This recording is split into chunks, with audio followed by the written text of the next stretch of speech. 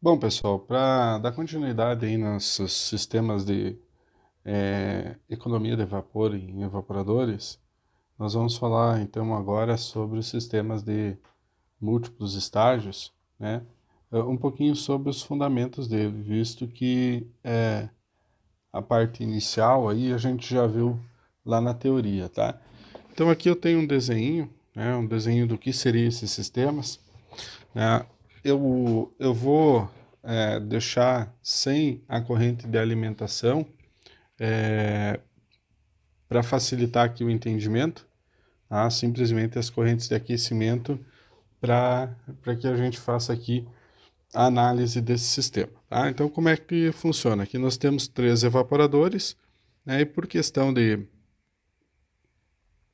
de enfim, de padronização, né? O primeiro evaporador é aquele que recebe vapor de caldeira, né? A corrente S de aquecimento, tá? Nós temos então aqui no primeiro evaporador uma corrente V1, né? E essa corrente V1, então ela vai trocar calor aqui com o segundo evaporador. E da mesma forma, né? Nós temos aqui uma corrente V2,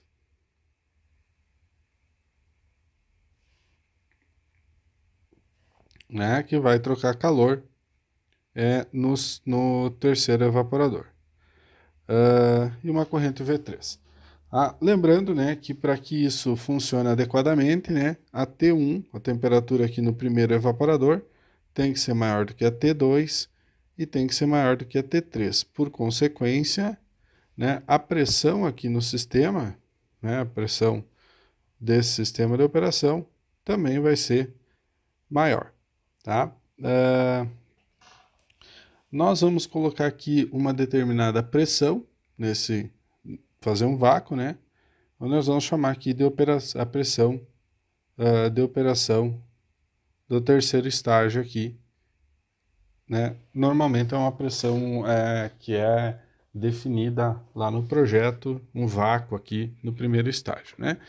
E a esse vapor nós vamos dar aqui uma temperatura para ele, que é a condição que ele sai da caldeira, normalmente entre 120, 140, 150 graus Celsius são alguns aí as temperaturas usuais dos vapores industriais, tá? Bueno, então o que que eu tenho que ver aqui, né? O que eu preciso descobrir aqui é que qual vai ser o ΔT em cada evaporador para que ele funcione de forma adequada, né? E isso vai depender muito do coeficiente global de troca térmica de cada um desses equipamentos, porque se cada um trabalha numa determinada condição, esses coeficientes globais eles acabam sendo influenciados por essas condições. Então, para que eu descubra aqui qual é a temperatura, né, eu tenho que analisar um pouquinho o que que acontece, né, com esses coeficientes globais e como eles vão influenciar nesse sistema, tá? Bom, então, para começar aqui a brincadeira, nós vamos escrever o fluxo de calor em cada um desses evaporadores. ΔT1, o fluxo de calor no segundo evaporador vai ser o coeficiente global dele, vezes a área de troca térmica dele, vezes o gradiente de temperatura nele. E o fluxo global no terceiro, né, da mesma forma.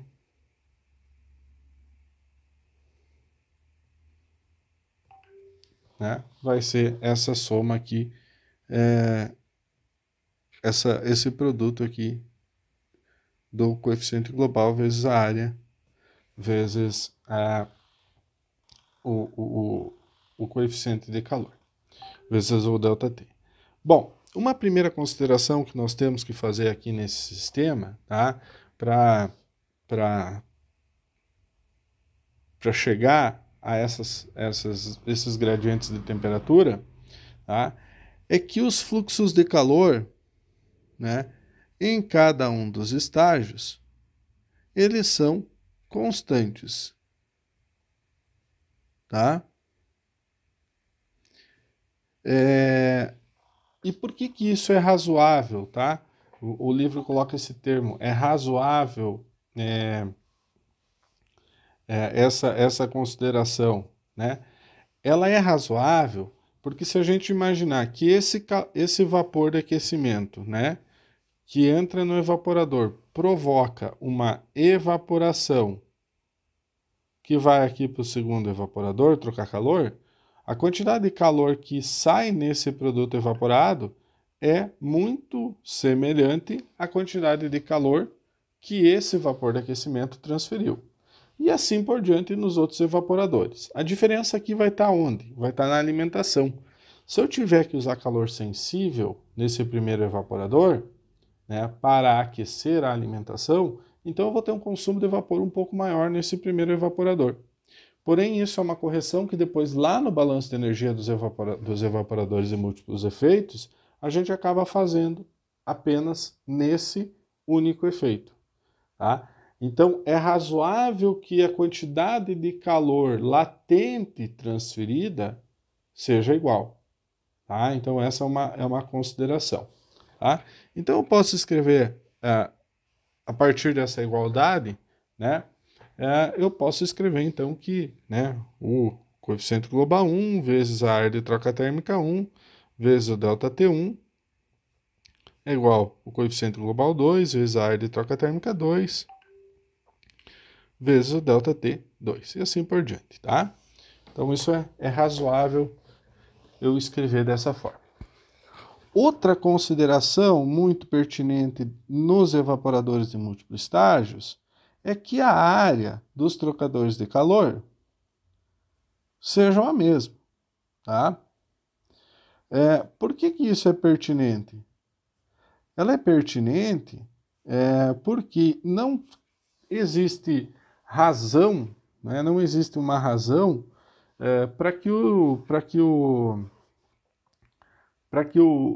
dono, o engenheiro da empresa, fique comprando um evaporador com tantos metros quadrados, depois outros com tanto, né? Então é uma questão de padronização.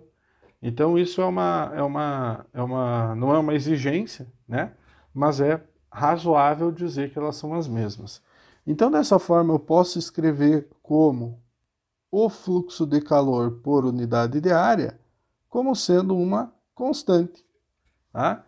E aí eu chego que o coeficiente global 1 vezes o ΔT1 é igual ao coeficiente global 2 vezes o ΔT2, que é igual, né? Vou generalizar aqui, vezes o ΔTn, tá? Estou seguindo aqui a numeração mais ou menos aí do Jacob-Collier, que é a nossa bibliografia básica, tá? Aqui eu vou definir um termo,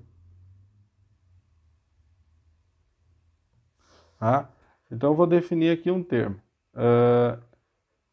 Eu vou definir um termo que é chamado de somatório, é chamado de definindo a diferença total de temperatura. Tá? Eu vou chamar esse termo, ali ficou apertadinho, tá? Vou botar aqui embaixo. Esse termo eu vou chamar como somatório de ΔT. Então é a diferença total de temperatura, ele não deixa de ser um somatório. Tá? Então o somatório de ΔT, tá? O somatório de ΔT, ele é igual ao ΔT1 mais o ΔT2 mais o ΔT3 mais o ΔT4 mais o ΔTn, tá? Isso que, por definição, é esse somatório de temperatura. Então, se eu quiser por exemplo, aqui, saber qual é o valor do meu ΔT1, o que que eu vou fazer, tá? Então, a primeira coisa que eu vou fazer, eu vou escrever essa equação de uma outra forma. ΔT, né? Sabendo que, somatório de ΔT, sabendo que ΔT, daqui das equações 1, né? Por exemplo, que 1, 2 e 3, né? Eu tenho que ΔT vai ser a quantidade de calor dividido por U vezes área 1, né? Então, o que que eu vou escrever? ΔT é a quantidade de calor por unidade de área que multiplica 1 sobre o coeficiente global 1. Como isso aqui é constante, o ΔT2 vai ser mais 1 sobre o 2, porque essa parte aqui é constante, estou multiplicando, né? Essa parte aqui é constante, estou só multiplicando lá dentro, eu vou ter o valor de ΔT. Tá? E assim eu vou fazer, né, para todos os estágios do meu sistema.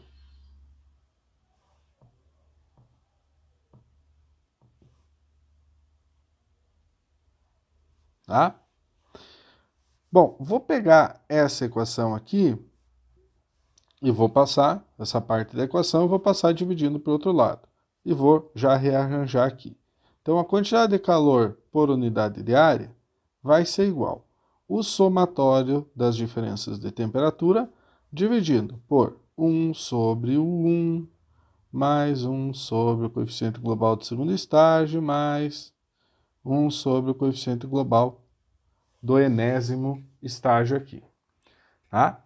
E agora, de novo, o que eu vou fazer é pegar essa equação que eu usei inicialmente, tá? E voltar o valor de ΔT nela. Tá? Então, eu passo somente a área aqui para baixo, do valor do fluxo da taxa de calor, eu vou ter U1 vezes ΔT1 igual a Q sobre A. Tá? Então, Q sobre A é igual o coeficiente global 1 vezes o ΔT1, que é igual ao somatório de ΔT, que multiplica 1 sobre o 1 mais 1 sobre o coeficiente global 2 mais 1 sobre o coeficiente global N. Tá?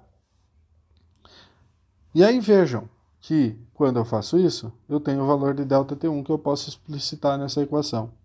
Então, ΔT1, vou passar o coeficiente global 1 dividindo lá do outro lado, vai ser igual o somatório de ΔT, que multiplica 1 sobre o coeficiente global 1, dividido por 1 sobre o coeficiente global 1,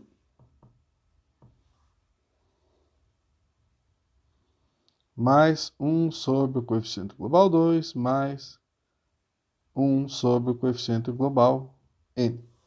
Tá?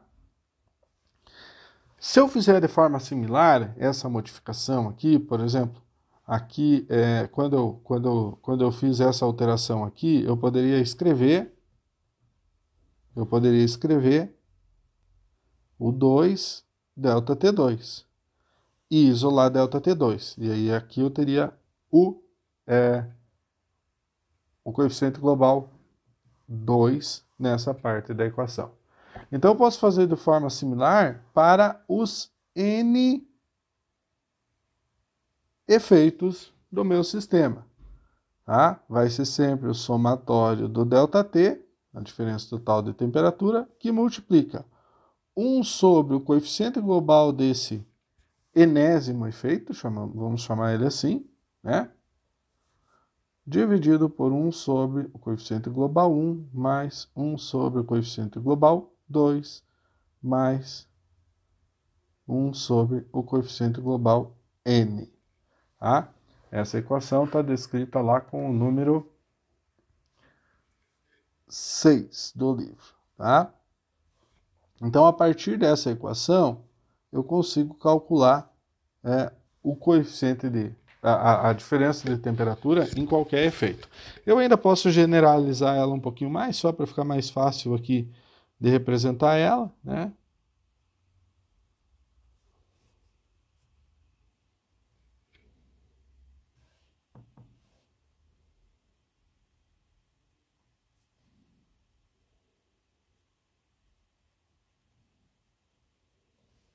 tá? Só para generalizar ela, posso escrever ela dessa forma, ela não está apresentada assim no livro. Desculpa. Vamos ver um pouquinho sobre esse somatório de ΔT. Tá? Se o somatório de ΔT significa as diferenças totais de temperatura, né? As diferenças totais de temperatura aqui do meu sistema, eu posso observar aqui no ΔT1, no primeiro estágio, a diferença de temperatura vai ser a temperatura da corrente S menos a temperatura do primeiro estágio. No ΔT2 vai ser a temperatura do primeiro estágio menos a temperatura do segundo estágio. Deixa eu só colocar ela aqui como eu coloquei aqui, que ficou melhor, tá? Temperatura S menos T1. No segundo estágio vai ser a T1 menos a T2. E no terceiro estágio vai ser a T2 menos a T3. Porém, nós temos um problema, né? Se nós tivermos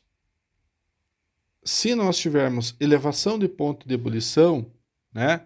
Aqui no segundo estágio, o vapor vai estar trocando calor na temperatura de saturação do primeiro estágio, tá? E não na temperatura do primeiro estágio, pois no primeiro estágio eu tenho EPE. Da mesma forma, aqui vai ser a temperatura de saturação do segundo estágio, tá?